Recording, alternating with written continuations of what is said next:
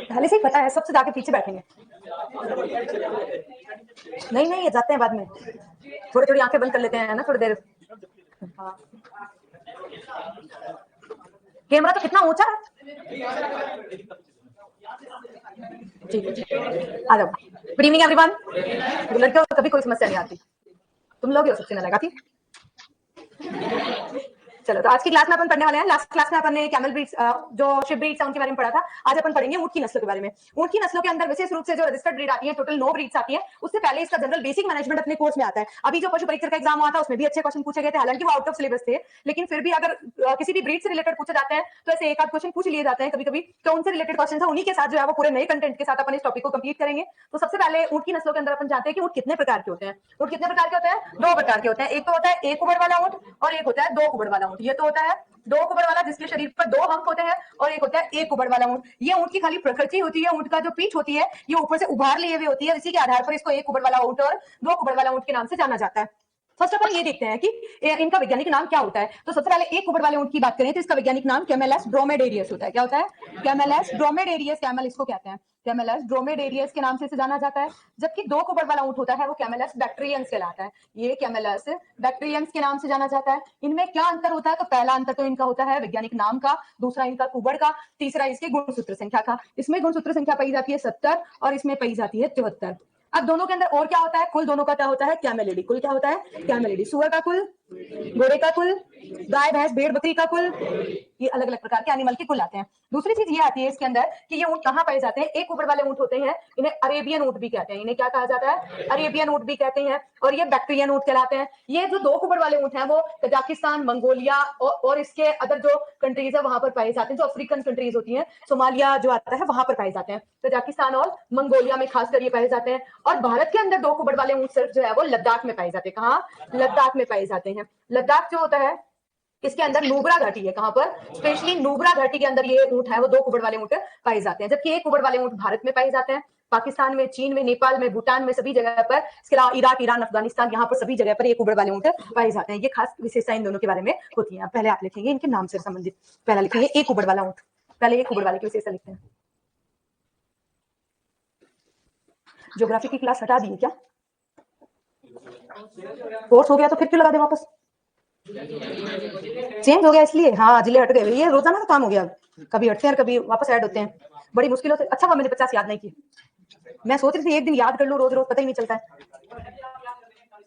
अच्छा ठीक है चलो अब याद करेंगे ना। एक कुबड़ वाले ऊंट का वैज्ञानिक नाम लिखेंगे कैमेलस ड्रोमेडेरियस। एक कुबड़ वाले ऊंट का नाम कैमेलस ड्रोमेडेरियस। इसी का दूसरा नाम लिखेंगे अरेबियन ऊंट। अरेबियन ऊंट ब्रैकेट में लिख लीजिएगा, अरेबियन ऊंट। नेक्स्ट लिखेंगे 2N74।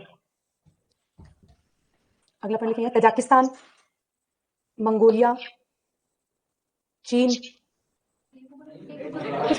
अच्छा मैंने ये लिखा दिया 2 कुबड़ वाले। 1 कुबड़ वाले कौन का लिखो? क्या क्या लिखा? भारत, पाकिस्तान, नेपाल, भूटान, इसके अलावा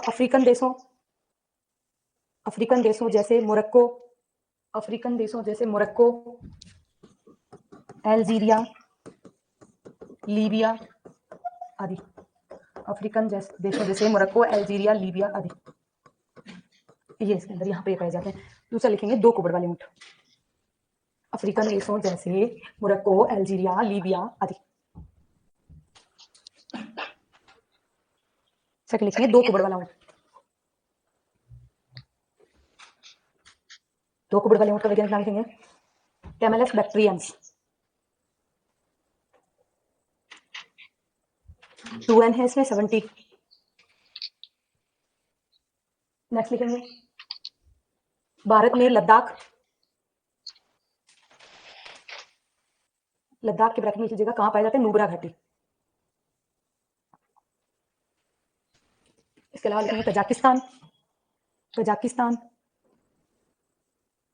मंगोलिया के मैदानी भाग है वहां पाए जाते हैं। मंगोलिया के ब्रैकेट में लिख लेना मैदानी भागों में।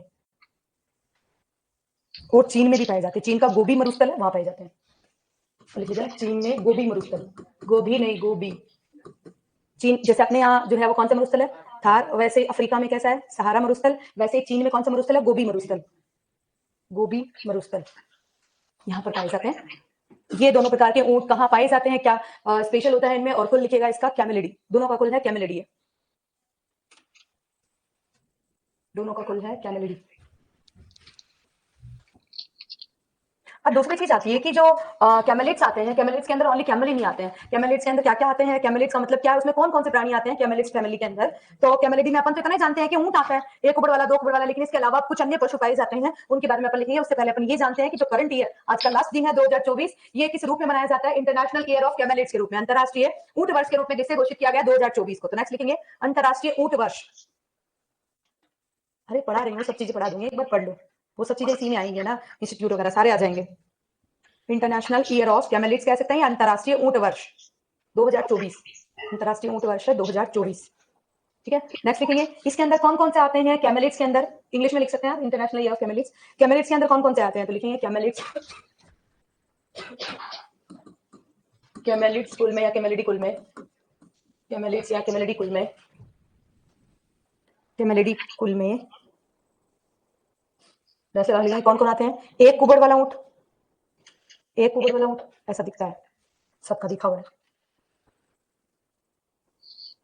ये दूसरा है दो कुबड़ वाला ऊंट, ये भी देख लिया आपने अभी फोटो में। इसको देखने के लिए भारत में लद्दाख जाना पड़ेगा। अरे रविंद्र सर की शादी कराने वाले हो क्या, देख लो शादी हो गई क्या पता नहीं भाई, मुझे भी इस बात का तो। डबल हम कैमल हो गया। एंड इसके अलावा और एनिमल्स भी आते हैं कैमेलिड्स के अंदर। ये आता है लामा, ये पाया जाता है पेरू और बोलविया में, पेरू और बोलविया, पेरू और बोलविया।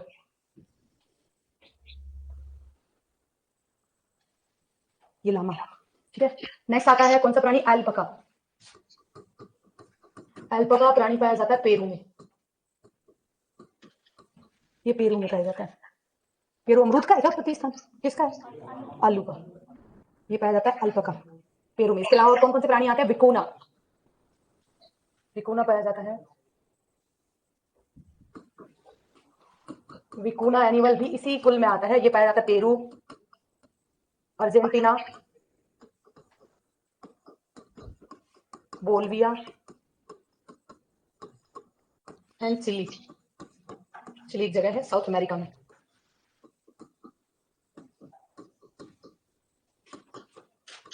साउथ अमेरिका में जगह है चिली, वहां पर पाया जाता है। ये विकोना एनिमल है। अगला नेक्स्ट आता है गुआनाकोस। ये गुआनाकोस एनिमल है, पेरू, चिली और अर्जेंटीना में पाया जाता है। पेरू, चिली और अर्जेंटीना, पेरू, चिली और अर्जेंटीना में, ठीक है। ये कैमेलिड्स के अंदर आने वाले प्राणी आते हैं। कैमेलिड जो कुल आता है उसके अंदर अलग अलग तरह के जीव आते हैं। अपन खाली एक कुबड़ वाला, दो कुबड़ वाला मैक्सिमम तक जानते हैं, ये सभी इसमें आते हैं। ऐसा क्वेश्चन पूछ लिया जाए कि बोविडी कुल के प्राणी निम्न में से कौन से हैं, तो अपन जानते हैं गाय, भैंस, भेड़, बकरी। इसके अलावा इक्विडी कुल में क्या आता है, तो घोड़ा आता है, गधा आता है। ये इक्विडी कुल के प्राणी। कैमेलिड्स के अंदर क्या क्या आते हैं, तो ये सभी प्राणी जो है वो कैमेलिडी कुल के माने जाते हैं। इसके बाद अपन इससे रिलेटेड और बेसिक्स जानते हैं जो ऊंटों से संबंधित है। तो सबसे पहले अपन देखते हैं ऊंट से संबंधित अनुसंधान संस्थान। सबसे पहले देखेंगे ऊंट का अनुसंधान संस्थान। जो ऊंट से रिलेटेड जो मैक्सिमम एग्जाम्स के अंदर पूछा जाता है, राष्ट्रीय ऊंट अनुसंधान केंद्र है वो कहां पर है, जोहड़बीट बीकानेर में। राष्ट्रीय ऊंट अनुसंधान केंद्र लिखेंगे, राष्ट्रीय ऊंट अनुसंधान केंद्र, राष्ट्रीय ऊंट अनुसंधान केंद्र है जोहड़बीट बीकानेर।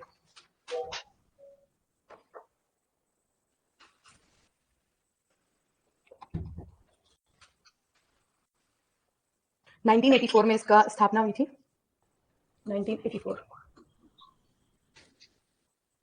जोहड़बीट बीकानेर। डन। उसके बाद नेक्स्ट आते हैं अपन अगला आता है ये कैमल फेस्टिवल आता है, ऊंट महोत्सव। अंतरराष्ट्रीय ऊंट महोत्सव है वो कब मनाया जाता है, तो अंतरराष्ट्रीय ऊंट महोत्सव का आयोजन अभी जनवरी में होने वाला है। अंतरराष्ट्रीय ऊंट महोत्सव है, ये इंटरनेशनल लेवल का कैमल फेस्टिवल है। ये इंटरनेशनल लेवल का कैमल फेस्टिवल है जो आपके जीके से रिलेटेड भी आता है और यहाँ एनिमल हस्बेंड्री से रिलेटेड भी आता है। अंतरराष्ट्रीय ऊंट महोत्सव का आयोजन राजस्थान के बीकानेर जिले में होता है। ये बीकानेर जिले में अंतरराष्ट्रीय ऊंट महोत्सव का आयोजन है वो किया जाता है, जिसमें ऊंटों की सवारियां निकाली जाती है, ऊंटों की रैली होती है, ऊंटों की परेड होती है। ये स्पेशली जब अपना विश्व युद्ध हुआ था उसके अंदर क्या हुआ था, ऊंटों की सेना थी, बीकानेर बीकानेर के एक महाराजा थे गंगा सिंह जी, उनके पास ऊंटों की सेना थी जिसे गंगा रिसाला के नाम से जाना जाता था। तो उस टाइम वो जब कुछ जो ऊंट है वो शहीद हो गए थे, तो उन्हीं ऊंटों को श्रद्धांजलि देने के लिए अंतरराष्ट्रीय स्तर पर इस फेस्टिवल का आयोजन होता है। अलग अलग देशों में भी किया जाता है, लेकिन सबसे बड़ा जो कैमल फेस्टिवल है वो राजस्थान के बीकानेर जिले में होता है, क्योंकि यहाँ अधिक पॉपुलेशन होने के कारण, रंग बिरंगी यहाँ पर अलग अलग तरह के कल्चरल एक्टिविटीज होने के कारण ये बड़ा इंटरनेशनल जो कैमल फेयर है वो माना जाता है। तो ये आयोजित होता है बीकानेर में। ये जनवरी महीने के अंदर 13 से लेकर 14 जनवरी के बीच में जो है वो 2 दिन आयोजित होता है। 13 और 14 जनवरी को इस फेस्टिवल का आयोजन है वो राजस्थान के अंदर किया जाता है। तो अभी आने वाली ये जनवरी जब होगा इस साल का 2025 का, तो मैं आपको वीडियोस दिखाऊंगी। अभी आप लिखेंगे इसको अंतरराष्ट्रीय, अभी करेंगे, अब तो पुराना हो गया ना एक साल। अंतरराष्ट्रीय ऊंट महोत्सव लिखेंगे, अंतरराष्ट्रीय ऊंट महोत्सव बीकानेर कब होता है? जनवरी माह में।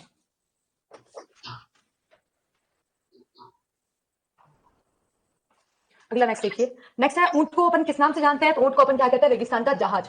ऊंट को क्या कहते हैं? रेगिस्तान का जहाज, क्योंकि ऊंट के पांव गद्दीदार होते हैं जिसके कारण वो आसानी से चल सकता है। दूसरा, ऊंट के पीठ पर कुबड़ पाया जाता है जिसके कारण वो कई दिनों तक बिना खाना खाए और पानी पिए रह सकता है। लगभग 10 दिनों तक वो बिना पानी के रह सकता है। इसके अलावा ऊंट जो है वो लंबी दूरी यात्रा करने में भी सक्षम होते हैं और रेगिस्तान के दौरों में आसानी से चल सकता है, तो वहां पर इसका उपयोग है वो विशेष रूप से किया जा सकता है। इसी के कारण इसे रेगिस्तान का जहाज कहा गया है। इसके अलावा ऊंट को जो है वो ऊंटों की संख्या लगातार कम होती जा रही थी धीरे धीरे, क्योंकि क्या होता है कि ऊंट की साइज बड़ी होती है जिसके कारण इसके ऊंट के मांस के अंदर जो है वो हड्डियां कम होने के कारण मांस का उत्पादन ज्यादा होता है और उसके कारण टोंक में ऊंटों की बलि दी जा रही थी। तो उसी को रोकने के लिए सरकार के द्वारा इसे क्या किया गया? राजकीय पशु का दर्जा दिया गया, राज्य पशु इसे घोषित किया गया। राज्य पशु का दर्जा दिया गया इसे 30 जून 2014 को इसे घोषित किया गया और तब से जो है वो ये राजस्थान का राज्य पशु के रूप में भी माना जाता है। कि मैम राजस्थान का राज्य पशु तो कौन है? चिंकारा। वो आता है जंगली पशु में। डोमेस्टिक एनिमल में पालतू पशु की बात की जाती है, तो पालतू पशु के रूप में किसे राज्य पशु घोषित किया गया है? ऊंट को घोषित किया गया। तो ये इससे संबंधित पॉइंट आते हैं, तो लिखिएगा ऊंट को रेगिस्तान का जहाज, ऊंट को रेगिस्तान का जहाज तथा राजकीय पशु, रेगिस्तान का जहाज तथा राजकीय पशु कहें या राज्य पशु कहें एक ही बात है, राजकीय पशु कहा जाता है। ब्रैकेट में लिख लीजिएगा 30 जून 2014।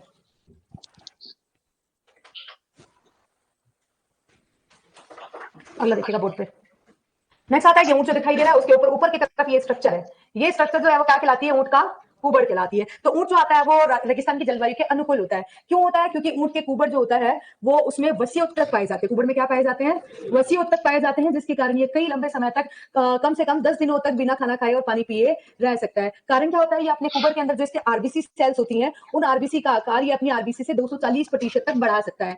तो जितना ये खा सकता है, जितना पानी पी सकता है, उससे अधिक पी लेता है और उसके कारण ये लंबे समय तक बिना पानी के और खाने के आसानी से रह सकता है, क्योंकि फैटी टिश्यूज ज्यादा होते हैं जिसके कारण आसानी से रह सकता है। इसको आवश्यकता तो 18 से 36 लीटर पानी की ही होती है। 18 से 36 लीटर पानी की रिक्वायरमेंट होती है उसको, लेकिन ये एक बार में कितना पानी पी सकता है? 135 लीटर पानी है वो एक वन टाइम में ये पी सकता है। 135 लीटर पानी है वो पी सकता है, ये इसकी खासियत होती है पानी की। ये तो आवश्यकता है और पी कितना सकता है? 135 लीटर पी सकता है। तो फिर मैम इसके कुबड़ का साइज देखें तो कितना होता है? इसका कुबड़ जो है ऊंचा है वो होता है 50 सेंटीमीटर ऊंचा होता है और 200 सेंटीमीटर कैसा होता है? घेरदार होता है, मतलब घुमावदार होता है। वो 200 सेंटीमीटर होता है। ये इसके ऊंट की कुबड़ से संबंधित विशेषता होती है। उसके अलावा इसके जो बॉडी होती है इसके ऊपर बारीक बालों की परत होती है, देख पा रहे हैं आप? जैसे हर ह्यूमंस में, एनिमल्स में, जिसमें जितना ज्यादा बारीक बाल होते हैं उतना ही ज्यादा पसीने के रूप में पानी कम बाहर निकलता है। तो जब इसमें ऊंटों के शरीर पर बारीक बालों की परत होती है तो वो कुचालक का काम करती है। बारीक बालों की परत है वो इंसुलेटर या कुचालक का काम करती है। जब इसकी शरीर से, बॉडी से जो है वो पसीना कम बाहर निकलता है और कम बाहर निकलता है तो इसको आवश्यकता कम होती है, तो एक तरीके से जो है इसको ये वहां के एनवायरमेंट के अनुकूल क्या बनाता है? इसकी परिस्थितियों के अनुकूल बना लेता है और उसके कारण आसानी से वहां पर रह सकता है। तो ये कुछ खास विशेषताएं हैं जो उनके कारण, इसी के कारण से क्या कहा गया है? रेगिस्तान का जहाज। और ये इसके अनुकूल इसकी विशेषताएं पाई जाती हैं जो परिस्थितियों के अनुकूल बनाती हैं। तो लिखिएगा इसमें पहला पॉइंट, ऊंट के कुबड़ में वसीय उत्तक होते हैं। ऊंट के कुबड़ में वसीय उत्तक होते हैं, त्वचा पर बारीक बालों की परत, कुचालक, बारीक बालों की परत कुचालक या इंसुलेटर का कार्य करती है तथा त्वचा मोटी होने के कारण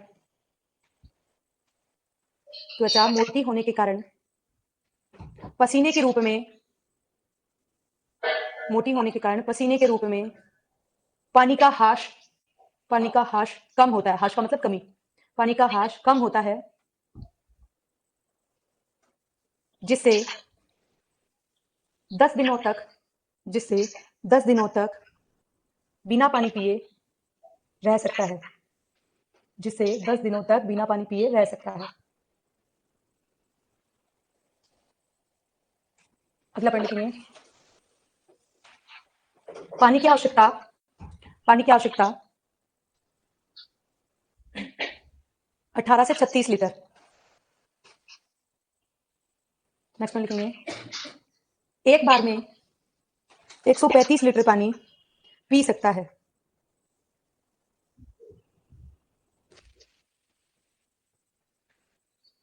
अगला पढ़ लिखेंगे, ऊंट अपनी आरबीसी का आकार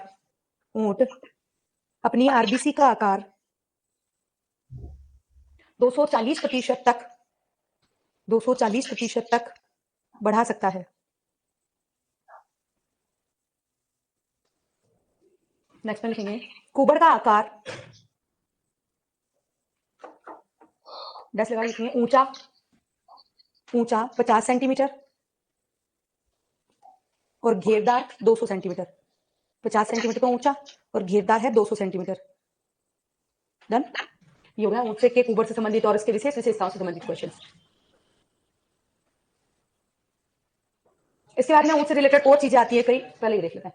ये आता है ऊंट के अंदर जो प्रजनन बिहेवियर होता है, ये किससे संबंधित क्वेश्चन है। ऊंट नर जो ऊंट होता है, मादा ऊंट जो होती है, ऊंटनी होती है, उसके अंदर सेम प्रजनन का बिहेवियर होता है। जैसे मादा पशु जो होती है, उसकी योनि से चिपचिपा पदार्थ निकलना, अपने बच्चे को पास नहीं आने देना या रंभाना आवाज करना, इस तरह का बिहेवियर होता है। सेम फीमेल्स में इसमें ऐसा होता है, लेकिन इसमें मेल में जो है वो इस तरह का बिहेवियर होता है। तो नर ऊंट के प्रजनन के लक्षण अपन देखते हैं। नर में प्रजनन के लक्षण क्या दिखाई देते हैं, सबसे पहले अपन देखते हैं इसके अंदर झागदार लार निकलती है। इसमें क्या होती है, झागदार लार निकलती है। इसके अलावा इसमें फ्लेहोन प्रक्रिया होती है, फ्लेहोन प्रतिक्रिया होती है। फ्लेहोन प्रतिक्रिया का मतलब होता है, इसको कहते हैं सूंघना। जो अदर सेक्स होता है उसको सूंघने की प्रक्रिया को कहते हैं अपन फ्लेहोन प्रक्रिया। इसके अलावा इसके अंदर मुंह से जो है वो कोमल तालु का गुब्बारा बाहर आना, मुंह से कोमल तालु का गुब्बारा बाहर आना। कोमल तालु जो होता है, तलवा जो मुंह का होता है, उसका गुब्बारा बाहर आना जो है वो इसका मुख्य लक्षण होता है। गुब्बारा बाहर आना, जिसको अपन क्या कहते हैं, डुल्ला भी कहते हैं। डुल्ला बाहर आना, डुल्ला या गुल्ला के नाम से जाना जाता है। खासकर मेनली इसका नाम होता है डुल्ला, इंग्लिश में भी डुल्ला ही कहा जाता है। ये इसका मुख्य जो है प्रक्रिया, मुख्य मतलब जो है वो लक्षण होता है, जिसके अंदर इसका जो ये तालु होता है, तलवा होता है, ये मुंह का बाहर आ जाता है, उसका सॉफ्ट तलवा है। ये जो पैलेट बाहर आ जाती है, इस टाइम जो है वो ये अग्रेसिव स्वभाव का होता है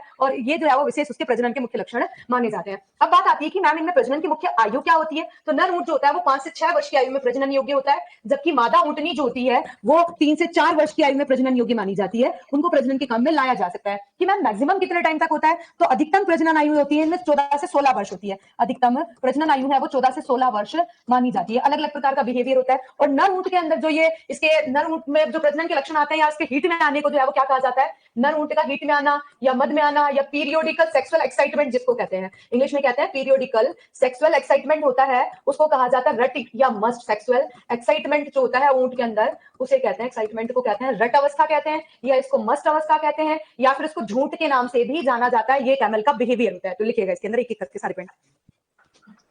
पहला लिखिएगा, लास्ट वाला कौन सा वाला, फिर से बोलो क्या रह गया था पीछे। कुबर का आकार है 50 सेंटीमीटर ऊंचा, 200 सेंटीमीटर घेरदार। अब लिखेंगे इसमें, अच्छा धीरे बोलो, थोड़ा सा स्पीड से लिखो। ये आगे वाला लिख लेते तभी बोलती हूँ मैं तो, थोड़ा धीरे। अच्छा कौन कौन चाहता है धीरे बोलो, मैं दिखते थोड़ी। चलो हाँ, तो लिखेंगे नर ऊंट में प्रजनन के लक्षण। नर ऊंट में प्रजनन के लक्षण लिखेंगे, झागदार लार, फ्लेहोन प्रतिक्रिया, फ्लेहोन प्रतिक्रिया,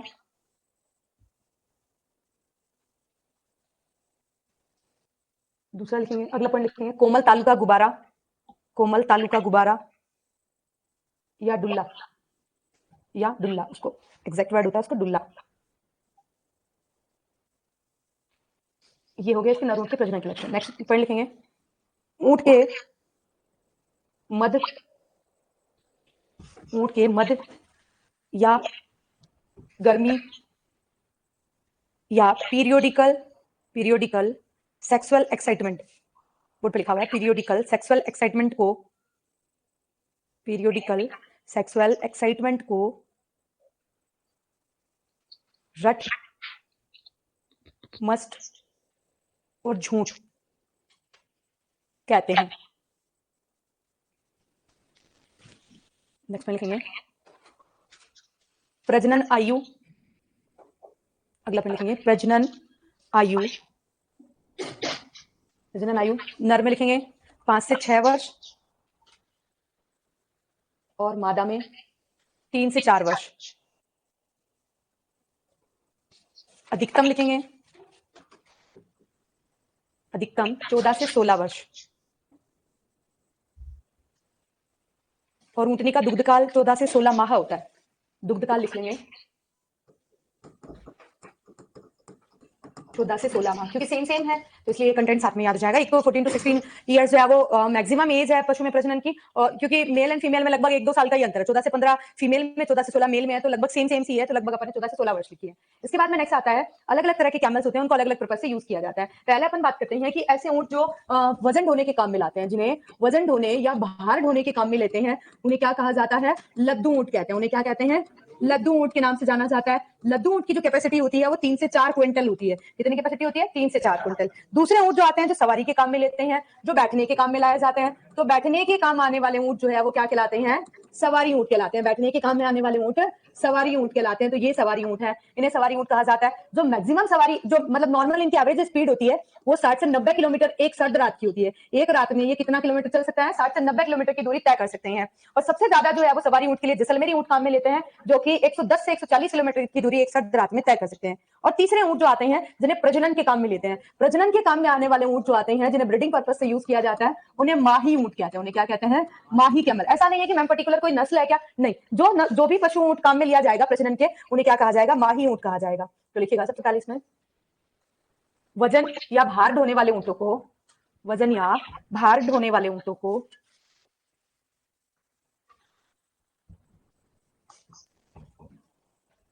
लद्दू ऊंट, लड्डू नहीं लद्दू, लड्डू याद आ रहे, 3 से 4 क्विंटल। अरे भाई दूध दही सब बताऊंगी, अभी एक बार लिखो तो सही, ब्रैकेट में लिख लेना, 3 से 4 क्विंटल वजन हो सकता है। हो गया। दूसरा लिखेंगे बैठने के काम आने वाले ऊंट,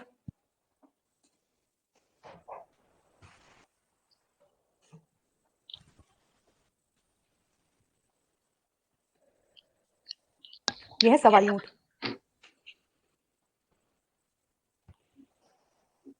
एंड अगला लिखेंगे प्रजनन के काम आने वाले ऊंट,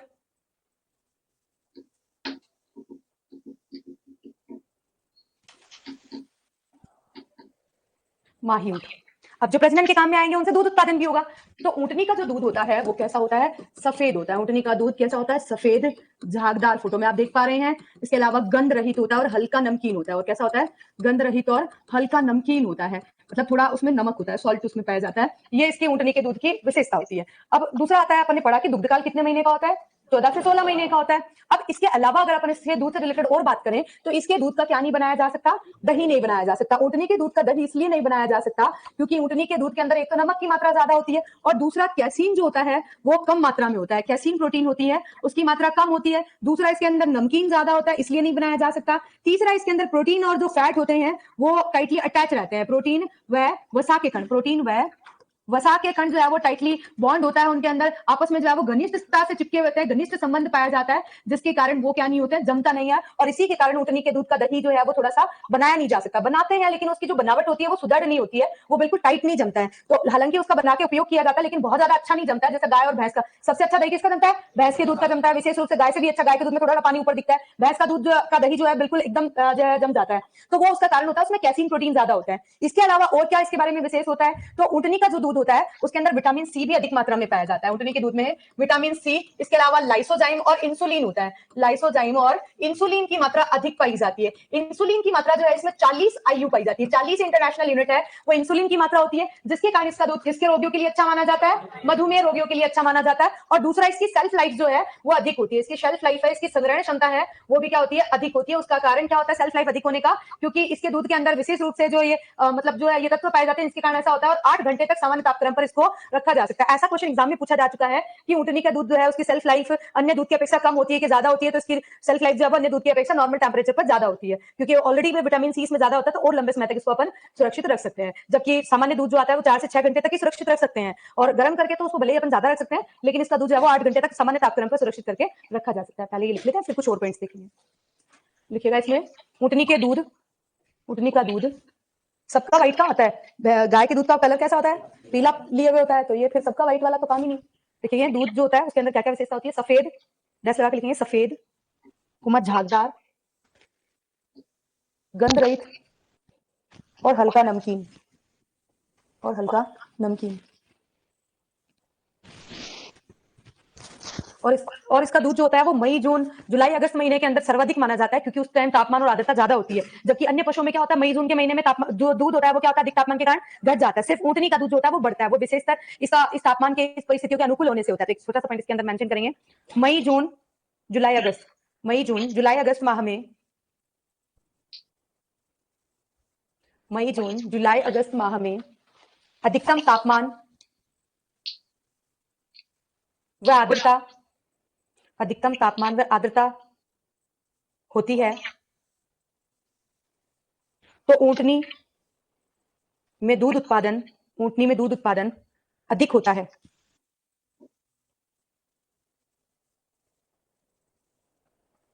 ऊंटनी में दूध उत्पादन अधिक होता है, जबकि अन्य पशुओं में घट जाता है।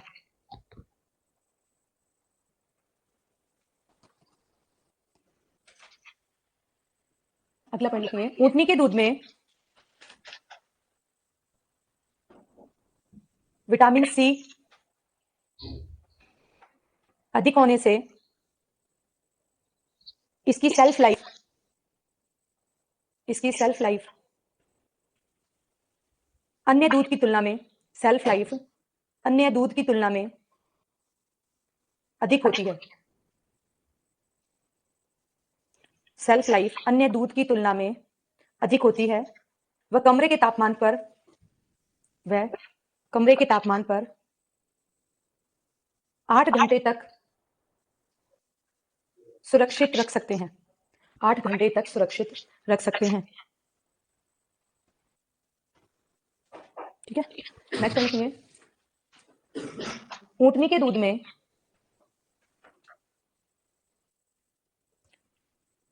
लाइसोजाइम बोर्ड पे लिखा हुआ है ऊपर लाइसोजाइम व इंसुलिन कितना पाया जाता है, 40 IU। ये इंटरनेशनल यूनिट है, 40 IU। और ब्रैकेट में लिख लेना, मधुमेह रोगियों हेतु। किसके लिए अच्छा माना जाता है, मधुमेह रोगियों के लिए।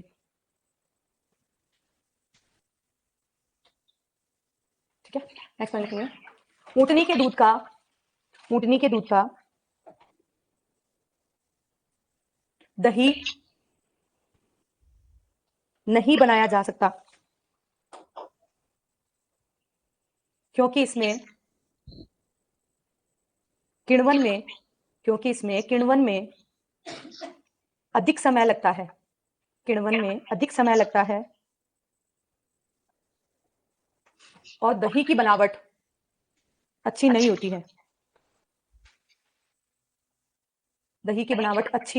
है। कारण लिखेंगे इसका, क्या क्या कारण विशेष रूप से होते हैं, तो कारण लिखेंगे, कैसीन की कम मात्रा, कोमा नमकीन या उच्च नमक NaCl नमकीन है वो, वह प्रोटीन व वसा कणों का घनिष्ठ संबंध,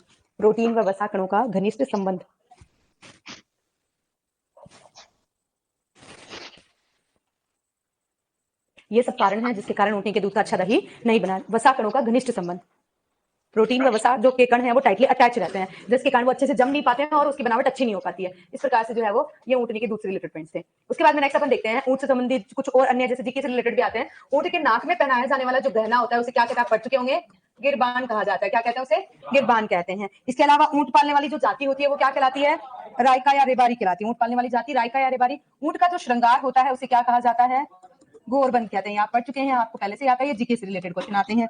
इसके अलावा और अपन देखें तो ऊंट के शरीर पर की जाने वाली जो कला होती है उसे क्या कहा जाता है, ओस्ता कला कहा जाता है, ऊंट से संबंधित आती है। और ऊंट पालने वाली जाति और ऊंट जो के देवता हैं वो क्या कहलाते हैं, देवता पाबूजी कहलाते हैं। शायद देवी भी आती है, पता नहीं मुझे उसका। इसके अलावा ये आते हैं ऊंट पालने वाली जाति है वो रेबारी या रायका कहलाती है। इनसे संबंधित जो क्वेश्चन है जो कुछ आपके जीके में भी आते हैं और यहाँ पे भी अपन पढ़ ही लेते हैं, एक दो पॉइंट है इससे रिलेटेड है। तो लिखेगा, ऊंट के नाक का गहना,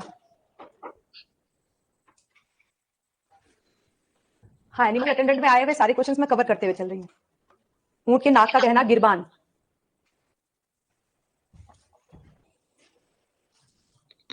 नेक्स्ट में लिखेंगे ऊंट का श्रृंगार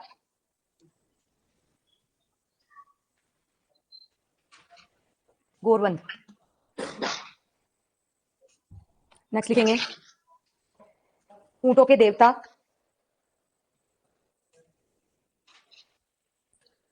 बाबूजी।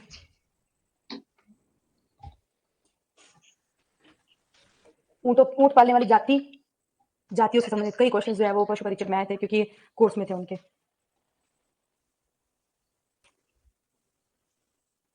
और ऊंट की खाल पर की जाने वाली ये कला जो होती है वो क्या कहलाती है? उस्ता कला। रायता या रेबारी।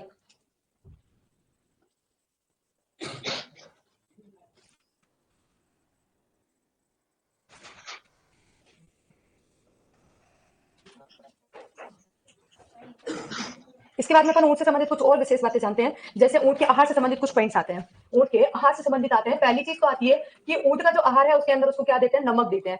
अन्य पशुओं के आहार में कितना ग्राम नमक दिया जाता है? साधारण नमक 30 ग्राम, जबकि इसको जो है वो 75 से 150 ग्राम साधारण नमक की आवश्यकता प्रतिदिन होती है ताकि इसकी जो पाचन क्रिया है वो सही प्रकार से चले। इसके अलावा ऊंट पे टोटल जो आहार पर टोटल जो खर्चा होता है उसका 60 से 70% खर्चा जो है वो किस पर होता है? अकेला आहार पर खर्च होता है। चाहे कोई भी एनिमल हो, चाहे मुर्गी हो, चाहे ये एनिमल्स हो, चाहे ऊंट हो, सभी पर 60 से 70% खर्च होता है। ऊंट को वैसे तो सूखा चारा ही दिया जाता है, लेकिन अच्छे उत्पादन के लिए 25% जो है वो हरा चारा उसको दिया जाना चाहिए। जो टोटल राशन दिया जाता है उसका 25% उसको हरा चारा देना चाहिए। इसके अलावा ऊंट को जो आहार दिया जाता है, जो काम करने वाले ऊंट होते हैं, भार ढोने वाले ऊंट होते हैं, उनको 25% अतिरिक्त पोषक तत्व आहार के रूप में देना चाहिए। 25% अतिरिक्त पोषक तत्व जो है वो आहार के रूप में दिया जाना चाहिए, जो उसके लिए यूजफुल होता है। अब ऊंट को जो चारा दिया जाता है उसमें भूसा और फलगट्टी दी जाती है। विशेष रूप से भूसा और फलगट्टी का मतलब होता है जो फलीदार चारे होते हैं वो दिए जाते हैं। वो दिए जाते हैं 65/35 के अनुपात में उसको दिए जाते हैं। इस रेशो के अंदर उसको क्या देना चाहिए? मतलब जो चारा दलहनी और अदलहनी फसलों का चारा है वो इस अनुपात में उसको दिया जाता है। एक संतुलित आहार के रूप में उसका विशेष रूप से आता है। तो पहले आप लिखेंगे इसके बारे में। और ऊंट अपने शरीर भार का कितना प्रतिशत खा सकता है ये अपन पहले ही पढ़ चुके हैं। शरीर भार का 1.5 से 2% है वो कंज्यूम कर सकता है। तो पहला पॉइंट लिखेंगे ऊंट अपने शरीर भार का, पहला पॉइंट लिखेंगे ऊंट अपने शरीर भार का 1.5 से 2% शुष्क पदार्थ खा सकता है। नेक्स्ट में लिखेंगे ऊंट पर कुल खर्चे का 60 से 70% आहार पर खर्च। नेक्स्ट लिखेंगे ऊंट को 25% हरा चारा देना चाहिए।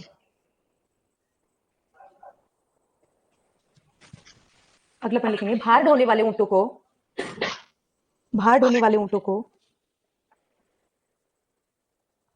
25% अतिरिक्त पोषक तत्व देना चाहिए। क्लास नहीं चल रही है? चल तो रही है। नेक्स्ट लिखेंगे भूसा और फलगट्टी किस अनुपात में देते हैं? 65/35। भूसा और फलगट्टी, फलगट्टी के अंदर गुआर हो गया या फलीदार जो भी चारे होते हैं वो।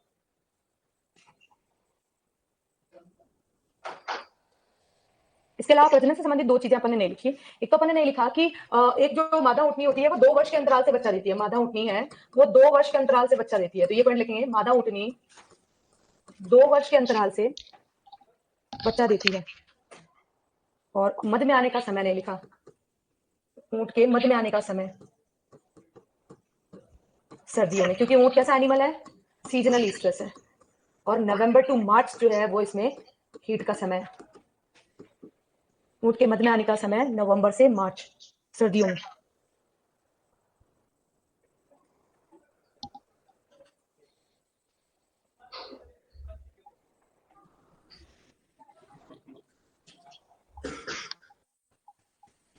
लिखिया 2 पॉइंट और है, फिर ब्रीड्स अपन कल पढ़ेंगे। थोड़ा सा 2-3 लाइन और बेसिक पढ़ लेते। नहीं ऐसे नहीं किया करते। इसके बाद नेक्स्ट आता है इसका शरीर भार। शरीर भार है फटाफट से लिखते जाएंगे। नर का है 500 से 750 किलोग्राम। ज्यादा नहीं हो सकता, कल खाली ब्रीड्स बचेगी। अदरवाइज छोड़ देते हैं तो फिर वो बीच में रह जाता है, पूरा कंटिन्यूअस नहीं होता। 400 से 600 किलोग्राम। और नवजात का होता है 35 से 40 किलोग्राम। नवजात को टोल डक भी कहते हैं। टोडा या टोल्डा के नाम से भी इसे जाना जाता है। इसके अलावा ऊंट की जो आवाज होती है वो गुरगुराना।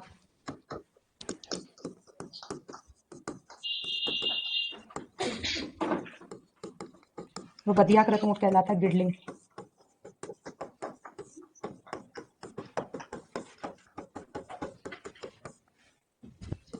इसके अलावा गोमट ऊंट है, वो कोर्स में नहीं आते लेकिन, और ना ही रजिस्टर्ड ब्रीड है, लेकिन इसके बारे में जनरली एग्जाम्स में पूछा जाता है। ये फलोदी में पाया जाता है, जोधपुर। इतनी सी चीजें लिख लें, सभी प्रकार के जो बेसिक इंपॉर्टेंट पॉइंट्स हैं जो इसके मैनेजमेंट से रिलेटेड है। एक और बच गया, ऊंट में बाल कर्तन का समय जो भी एग्जाम में आया था, मार्च अप्रैल। ऊंट में बाल कर्तन करते हैं मार्च अप्रैल, बस। बाकी का अपन नेक्स्ट क्लास में पढ़ेंगे।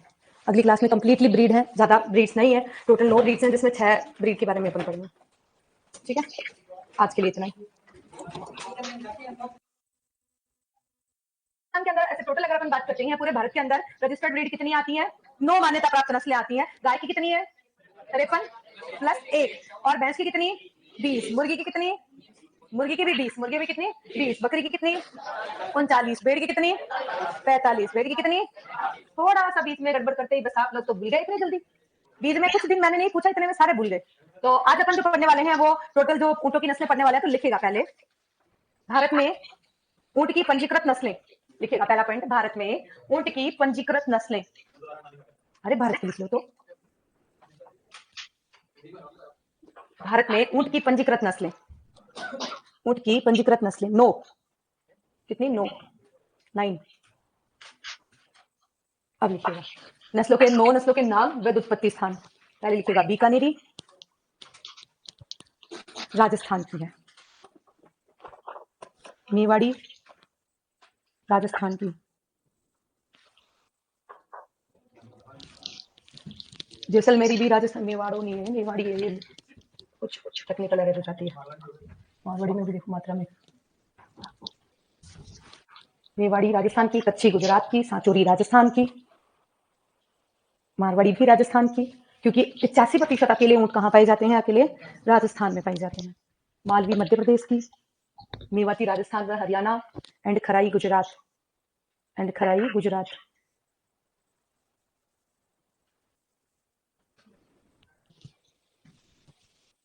टोटल 9 नस्लों के नाम लिख लें। कच्छी के बारे में एक स्पेशल पॉइंट है, ये सबसे अच्छी डेयरी क्षमता वाली नस्ल है। क्योंकि ज्यादा डिटेल में इसके बारे में नहीं पढ़ेंगे तो ये लिख लीजिएगा एक छोटा सा पॉइंट, सबसे अच्छी डेयरी क्षमता वाली नस्ल। सबसे अच्छी डेयरी क्षमता वाली नस्ल।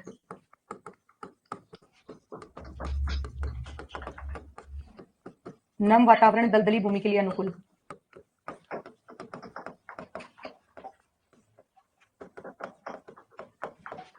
ये लिखना है कच्छी के अंदर। और खराई के अंदर लिखेगा इसमें समुद्री जल में तैरने की उच्च क्षमता होती है।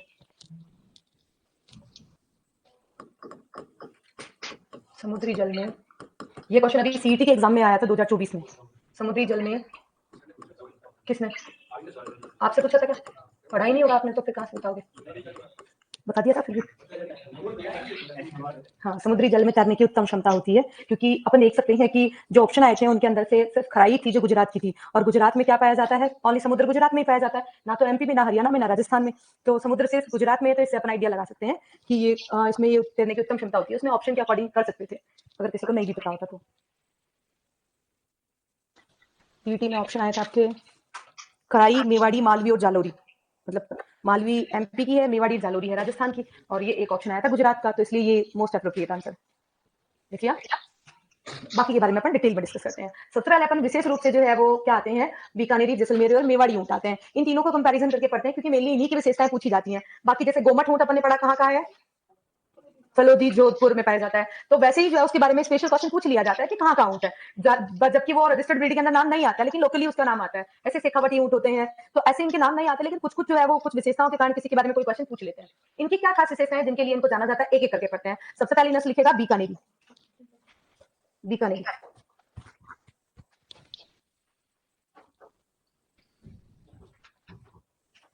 बोर्ड पे लिखेगा इसमें क्या खास कैरेक्टर्स होती है। पहली चीज तो उत्पत्ति स्थान। उत्पत्ति स्थान इसका बीकानेर और इसके आसपास का क्षेत्र है, वहां पर ये पाई जाती है। सीकर हो गया, नागौर हो गया, झुंझुनू हो गया, वहां पर भी पाई जाती है। खासकर नाम से अपन देख सकते हैं बीकानेर और इसके आसपास का क्षेत्र। विशेषताएं क्या आती है? ये सिंधी और बलूची के संकरण से विकसित, किसके क्रॉस से विकसित है? सिंधी और बलूची नस्ल के संकरण से विकसित की गई है। इसके अलावा इसके बारे में और क्या विशेषता आती है? ये ऊंट की सबसे ऊंची नस्ल है। कैसी नस्ल? ऊंची नस्ल है। अब ऊंची नस्ल है तो मैम इसकी हाइट कैसे होती है, तो हाइट जो होती है इसकी 10 से 12 फीट होती है। हाइट कितनी होती है, 10 से 12 फीट। 7 से 9 फीट जो है वो एवरेज हाइट होती है कैमल्स की, सबसे ज्यादा होती है, इसके कारण ये सबसे ऊंची नस्ल मानी जाती है। साथ ही साथ जो है वो सबसे ऊंची होती है और ये ऊंट की सबसे सुंदर नस्ल है। कारण क्या है इसका सुंदर होने का, क्योंकि इसका रंग सबसे डिफरेंट होता है। इसका रंग जो है वो कैसा होता है, गहरा काला या ब्लैकिश कलर होता है। इसका रंग है वो गहरा काला होता है, जिसके कारण ये सबसे सुंदर नस्ल ऊंट की मानी जाती है। और क्या खास विशेषताओं के कारण जाना जाता है, तो शारीरिक विशेषताओं में इस नस्ल के अंदर जो है वो क्या पाया जाता है, स्ट्रॉप पाया जाता है। तो कुछ बुक्स में तो ऐसा दे रखा है कि इसकी जो है वो खोपड़ी गोलाकार और ऊंची उठी हुई होती है, और जहां पर खत्म होती है, जहां पर एंड होती है, वहां गहरा गड्ढा होता है, इसे स्ट्रॉप कहते हैं। किसी ने क्या रखा है कि उसकी जो खोपड़ी ऊंची उठी हुई होती है, जो ऊपर पिट होता है, ऊंचा उठा हुआ, जिसको पिट कहते हैं। तो स्ट्रॉप जो होता है उसकी खोपड़ी के ऊपर कुल मिला के क्या होता है, या तो गड्ढा होता है जिसको अपन क्या कहते हैं, पिट कहते हैं, या फिर क्या होता है, पोल होता है, या फिर क्या होता है, ऊंचा उठा हुआ होता है, जिसको अपन क्या कहते हैं, पोल कहते हैं। तो इस टाइप से स्ट्रक्चर होती है, उसे क्या कहा जाता है, स्ट्रॉप कहा जाता है। अब क्वेश्चन एग्जाम में एक ही आएगा, या तो गड्ढा आएगा, पिट आएगा, या फिर जो है वो क्या आएगा कि ऊंचा उठा हुआ है, उस भाग को क्या कहते हैं, तो उसे क्या कहते हैं, स्ट्रॉप। अलग अलग बुक्स में अलग अलग वेरिएशन दे रखा है, तो अपन तो कुल मिला के दोनों ही याद कर लेते हैं। दोनों में से एक ही ऑप्शन में आएगा, तो जो भी आए वो कर देंगे अपन, कि या तो गड्ढा या फिर जो ऊंचा उठा हुआ भाग है वो पिट कहलाता है, स्टॉप कहलाता है। इसके अलावा इस ऊंट को जीप्रा के नाम से भी जाना जाता है। जीप्रा का कारण क्या है, क्योंकि ये नस्ल जो है इसकी आईब्रोज होती हैं वो डार्क होती हैं। इसकी आईब्रोज होती हैं वो कैसी होती हैं, डार्क, जिनको अपन बोहे कहते हैं। कई बुक्स में ऐसा आता है कि इसकी पलकों के बाल डार्क होते हैं, किसी में ऐसा दे रखा है आईब्रोज डार्क होती है। ये वाली जो आईब्रोज होती है ये डार्क होती है। किसी में दे रखा है कि जो आईज जो होती है उनकी पलकें जो होती है वो घनी होती है, जिसके कारण ये क्या करती है, धूप की चकाचौंध से उसको बचाती है और इसके कारण वो तेज चल सकता है। तो ये खास विशेषताएं जो है वो इसी के होने के कारण इसे क्या कहा गया है, जीप्रा के नाम से जाना जाता है। सबसे ऊंची होती है, इसके कारण सबसे भारी होती है, और उसको किस पर्पज से उपयोग में लाया जाता है, कृषि कार्य के काम में इसको लाया जाता है। ये खास फीचर्स के कारण इस नस्ल को जाना जाता है। बस ये इतनी विशेषताएं जानते हैं। तो लिखेगा इसमें पहला उत्पत्ति लिखेगा बीकानेर। आज की छुट्टी रखनी चाहिए थी, नई साल के दिन छुट्टी रखोगे, लिखेगा हाँ पूरी साल छुट्टी नहीं रखनी, लिखेगा बीकानेर। अब वो कुछ जगह तो वितरण के रूप में आ जाते हैं, कुछ अदर जो आ जाते हैं, तो आप वितरण लिख लीजिए। वैसे जो वितरण है वो आजकल मर्ज कर दिया गया है। वितरण में लिखेगा गंगानगर, चूरू, झुंझुनू, सीकर और नागौर। हाँ भाई मैसेज तो ना आयो, मारो ना लिखेगा सिंधी व क्लास अटक अटक के चल रही है, आप नेटवर्क चेक करें भाई, अपना नेटवर्क चेक करें। जो सिंधी व बलूची के संकरण से विकसित, सिंधी व बलूची के संकरण से विकसित। दूसरा पॉइंट लिखेंगे सबसे ऊंची नस्ल, सबसे ऊंची नस्ल, ब्रैकेट में लिखेगा 10 से 12 फीट, कितनी होती है ऊंचाई, 10 से 12 फीट। जमीन से लेकर तुई, जो ये वाला हिस्सा होता है ये तुई कहलाता है, यहां से लेकर यहां तक की हाइट को क्या कहते हैं, लंबाई, ऊंचाई कहते हैं। नेक्स्ट लिखेंगे विश्व की सबसे सुंदर नस्ल, विश्व की सबसे सुंदर नस्ल। अगला पॉइंट लिखेंगे रंग गहरा काला, गहरा भूरा या काला जैसा होता है। अगला पॉइंट लिखेंगे कृषि कार्य हेतु उपयुक्त, कृषि कार्य हेतु उपयुक्त। नेक्स्ट लिखेंगे इसकी खोपड़ी गोलाकार व ऊंची उठी हुई तथा जहां खत्म होती है, तथा जहां खत्म होती है वहां गहरा गड्ढा, वहां गहरा गड्ढा, ब्रैकेट में लिख लेना पिट, गड्ढे को इंग्लिश में क्या कहते हैं, पिट, PIT, बोर्ड पे लिखा हुआ है, वहां गहरा गड्ढा, ब्रैकेट में लिखेगा पिट, या गुंबद जैसा, या गुंबद, गुंबद किसको कहते हैं, ऊंचा उठा हुआ पार्ट को गुंबद कहते हैं। ब्रैकेट में लिख लीजिएगा पोल होता है, जिसे पोल होता है, जिसे स्टॉप कहते हैं, जिसे स्टॉप कहते हैं। की खोपड़ी गोलाकार ऊंची उठी हुई, जहां खत्म होती है वहां गहरा गड्ढा, या गुंबद जैसा होता है, जिसे स्टॉप कहते हैं। तो कुल मिलाकर स्टॉप के नीचे अंडरलाइन कर लीजिएगा, मेन पार्ट इसमें क्या है, स्टॉप है। अगला पॉइंट लिखेगा इसकी घनी बोहें, घनी बोहें या पलकें होती हैं, घनी बोहें या पलकें होती हैं, इसलिए झीपरा कहते हैं, इसलिए झीपरा कहते हैं।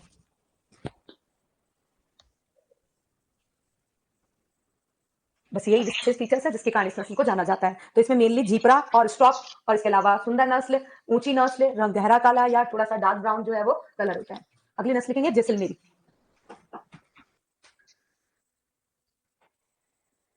देखिएगा ये नस्ल नाम से पता चल रहा है जैसलमेर, बाड़मेर और जोधपुर जिले में पाई जाती है। क्या खास विशेषताओं के कारण इसको जाना जाता है, तो पहले देखते हैं इसके अंदर रंग। पहले आता है इसका रंग होता है हल्का भूरा, रंग होता है हल्का भूरा रंग होता है। दूसरा जैसलमेरी नस्ल जो है वो आकार में सबसे छोटी और पतली नस्ल है। आकार में ये छोटे और पतले ऊंट होते हैं, आकार में छोटे व पतले होते हैं। जब आकार में छोटे और पतले होंगे तो इनकी स्पीड क्या होगी? तेज। तो स्पीड तेज होगी तो किसके काम में लाएंगे? सवारी हेतु प्रसिद्ध होंगे। और किसके काम में लाए जाएंगे? और जो इसकी स्पीड होती है वो 110 से 140 किलोमीटर की दूरी है सर्द रात में तय कर सकते हैं।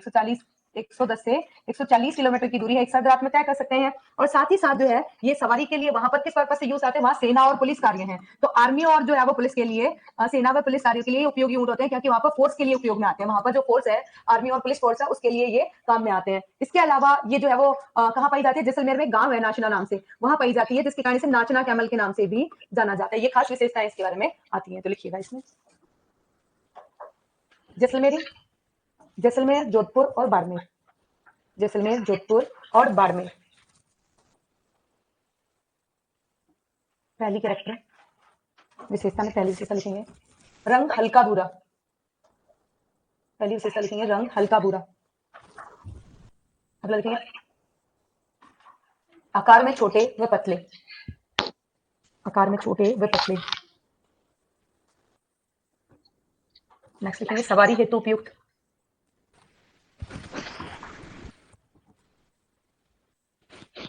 अगला पॉइंट लिखेंगे सेना व पुलिस कार्यों में उपयोगी। सेना व पुलिस कार्यों में उपयोगी।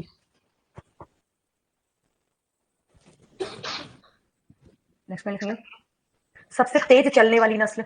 सबसे तेज चलने वाली नस्ल। ब्रैकेट में लिख लीजिएगा स्पीड है इसकी 110 से 140 किलोमीटर प्रति सर्द रात।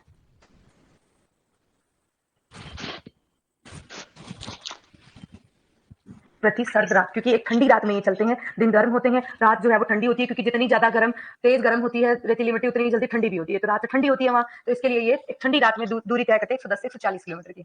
सबसे तेज चलने वाली लिख दिया। अगला लिखेंगे नाचना ऊंट के नाम से प्रसिद्ध। नाचना ऊंट के नाम से प्रसिद्ध।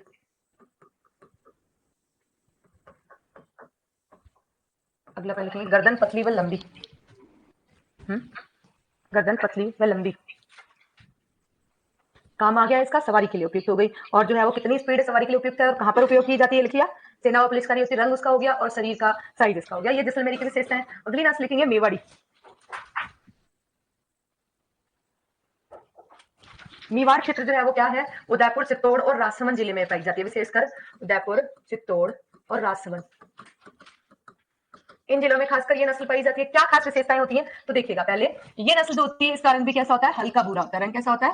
हल्का भूरा होता है। दूसरा इसकी खास विशेषताएं होती है कि ये नस्ल जो है वो मध्यम आकार की होती है। कैसी होती है? मध्यम आकार की होती है। जब मध्यम आकार का और बड़े आकार के जो ऊंट होते हैं उन्हें कृषि कार्य के काम में लाया जाता है, ये भी कृषि कार्य के काम में लेते हैं। पुराने टाइम पे ये माना जाता था कि ये मेवाड़ी ऊंट कैसे डेवलप हुए? पंजाब, यहाँ के लोग पंजाब व्यापार करने के लिए जाते थे, वहां के यहाँ आते थे, तो वहां से कुछ नस्लें आई और उनसे यहाँ एक नई नस्ल नाम दे दिया गया उसे मेवाड़ी। जबकि किसके ऊंटों से विकसित की गई है? पंजाब के ऊंटों से विकसित है। तो ऐसा माना जाता है पंजाब के ऊंटों से ये विकसित की गई है। कोई नस्ल का नाम नहीं आता है, बस ओनली ऐसा ही आता है कि पंजाब के ऊंटों से विकसित की गई है। इसके अलावा इस नस्ल की शारीरिक विशेषताओं की बात करें तो इसकी आंखें छोटी होती हैं। आंखें छोटी होंगी तो कैसा दिखाई देगी? सुस्त दिखाई देगी। तो आंखें छोटी व सुस्त दिखाई देता है ये, और जो है वो आलसी प्रवृत्ति का दिखाई देता है। कैसा दिखाई देता है? आलसी प्रवृत्ति का है, क्योंकि आंखें छोटी होने के कारण कुछ इसी प्रकार की प्रवृत्ति का दिखाई देता है। इसके अलावा और क्या विशेष फीचर्स होते हैं इसमें? तो ये जो नस्ल होती है इसके अंदर क्या पाया जाता है? इस नस्ल के जो निचला होठ होता है वो लटका हुआ होता है। इसके अंदर होठ का निचला होठ है वो लटका हुआ इस नस्ल की प्रमुख विशेषता मानी जाती है। निचला होठ लटका हुआ इस नस्ल की प्रमुख विशेषता है। ये कुछ विशेषताएं जिनके कारण इसको जाना जाता है। लिखिएगा इसके अंदर। पहला लिखेगा उत्पत्ति स्थान। वीडियो रुक रहा है, चेक करा देते हैं।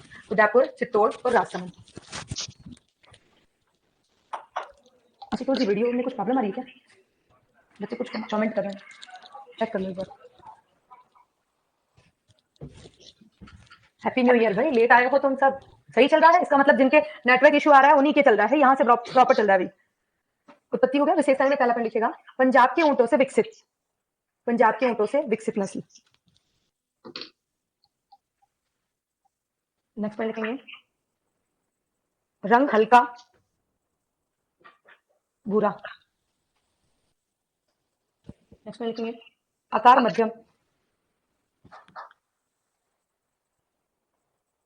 नेक्स्ट पॉइंट लिखेंगे आंखें छोटी व सुस्त।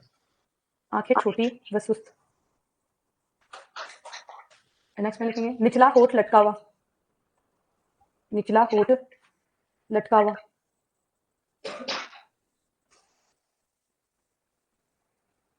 नेक्स्ट लिखेंगे कृषि कार्य हेतु उपयुक्त, कृषि कार्य हेतु उपयुक्त। ये देखो आप नीचे होठ जो है इसके अंदर लटका हुआ होता है, जबकि अदर ब्रीड में देखो यहाँ बिल्कुल जो है वो लटका हुआ दिखाई नहीं देता है। ये इसका एक खास फीचर होता है कि निचला होठ लटका हुआ किस नस्ल की प्रमुख विशेषता मेवाड़ी ऊंट की है। अगला आता है मेवाती ऊंट। वैसे ऊंटों के मैनेजमेंट से ज्यादा क्वेश्चन आते हैं, लेकिन कब कौन सा क्वेश्चन पूछ ले ऐसा कुछ कह नहीं सकते हैं, तो ये इनसे रिलेटेड विशेषताओं के भी कुछ स्पेशल क्वेश्चन है। मेवाती है, मेवाती राजस्थान के अलवर, भरतपुर और हरियाणा का मेवात क्षेत्र वहां पाई जाती है। ये मध्यम आकार के, लंबा चेहरा, छोटे कान, लंबी पतली गर्दन और पैर। विशेषताएं तो ऑलमोस्ट सेम ही है, कोई खास नहीं है, लेकिन उत्पत्ति स्थान से संबंधित क्वेश्चन आ सकते हैं। तो लिखिएगा इसमें राजस्थान का अलवर व भरतपुर जिला एंड हरियाणा का मेवात क्षेत्र, हरियाणा का मेवात क्षेत्र। विशेषताएं लिखिएगा आकार मध्यम, आकार मध्यम। नेक्स्ट में लिखेंगे लंबा चेहरा व छोटे कान, लंबा चेहरा व छोटे कान। नेक्स्ट लिखेंगे गर्दन पतली व लंबी, गर्दन व पैर पतले व लंबे।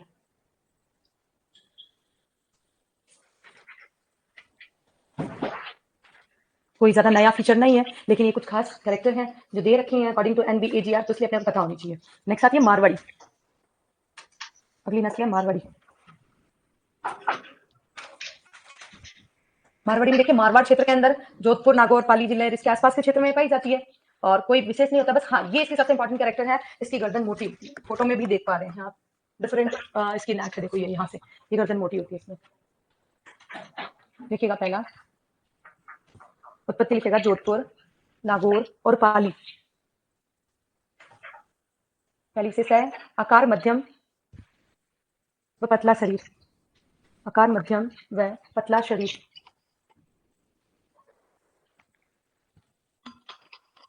नेक्स्ट लिखेंगे रंग गहरा भूरा।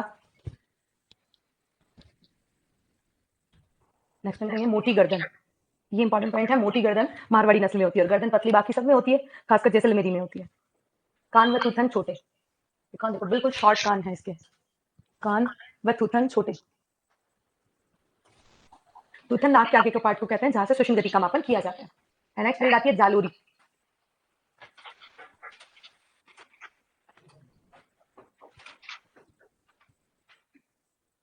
जालोरी जालोर व सिरोही में पाई जाती है। विशेषता है इसमें रंग भूरे से गहरा भूरा एंड लंबा पतला चेहरा।